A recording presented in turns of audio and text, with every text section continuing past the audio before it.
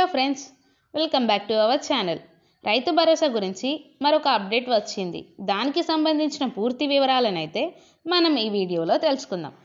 ఇలాంటి మరెన్నో వీడియోల కోసం ముందుగా మన ఛానల్ని సబ్స్క్రైబ్ చేయండి. తెలంగాణలో కాంగ్రెస్ సర్కార్ రైతు భరోసా పథకాన్ని అమలు చేస్తుంది. జనవరి 26వ తేదీన రైతులకు పంట పెట్టుబడి సహాయం అందించేందుకు ఈ పథకాన్ని ముఖ్యమంత్రి రేవంత్ రెడ్డి గారు ప్రారంభించారు. రైతులకు ఎకరానికి 12,000 రూపాయల చొప్పున 2 విడతలుగా అందజేసే ఈ పథకం మొదటి విడత 6,000 రూపాయలను రైతుల ఖాతాల్లో జమ చేస్తున్నారు.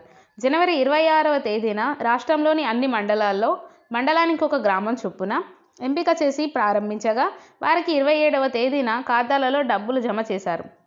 ఆ తర్వాత రాష్ట్ర వ్యాప్తంగా రైతులు రైతు భరోసా కోసం ఎదురు చూస్తుండగా మార్చి 31వ తేదీ వరకు అందరి రైతుల ఖాతాలలో రైతు భరోసా నిధులు జమ చేస్తామని ముఖ్యమంత్రి రేవంత్ రెడ్డి స్పష్టం చేశారు.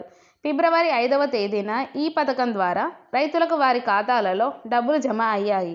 ఈ పథకం ప్రారంభించిన రోజు దాదాపు 4.5 లక్షల మంది రైతుల ఖాతాలలో నిధులు జమ కాగా ఫిబ్రవరి 5వ తేదీన 1 ఎకరం లోపు రైతులకు దాదాపు 17 లక్షల మంది రైతులకు నిధులు జమ అయ్యాయి. కాగా 1 ఎకరం నుంచి 2 ఎకరాల వరకు ఉన్న రైతులకు ఈ నెల 10న లేదా 11వ తేదీన నిధులు జమ కానున్నాయి. 2 ఎకరాల లోపు రైతులకు మరోసారి నిధులు విడుదల చేయనున్నారు.